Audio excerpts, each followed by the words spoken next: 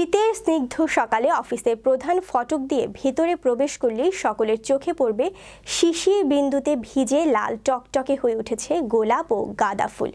হিমেল হাওয়ায় সতেজ হয়ে উঠেছে গাঁদা ফুলের গাছগুলো। উড়ে উড়ে ফুল থেকে ফুলে প্রজাপতি আর মৌমাছির নাচন।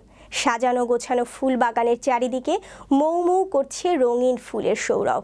সরকারি অফিসের আঙিনায় পরিত্যক্ত জমিতে প্রাকৃতিক দৃশ্য তৈরিতে উদ্যোগ নিয়েছে মনিরামপুর উপজেলার সহকারী কমিশনার ভূমি ও এক্সিকিউটিভ ম্যাজিস্ট্রেট আলী হাসান।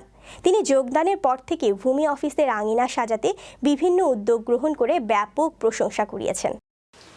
আপনারা জানেন, মাননীয় প্রধানমন্ত্রীর একটি নির্দেশনা ছিল যে 1 ইঞ্চি জমিও অনাবাদি রাখা যাবে না। সেই নির্দেশনা প্রতিপালনের জন্য আমরা উপজেলা ভূমি অফিসে যে সমস্ত জায়গা ফাঁকা ছিল সেখানে বিভিন্ন সবজি চাষ করেছি। আমাদের এখানে মূলা, পালং শাক, লাল শাক, তারপরে গাজর এবং ধনিয়া চাষ করেছি আমরা, এবং আমাদের অন্যান্য যে ফাঁকা জায়গা রয়েছে সেখানে আমরা কলার চাষ করেছি এবং আমাদের বিভিন্ন ধরনের বেগুন গাছ রয়েছে।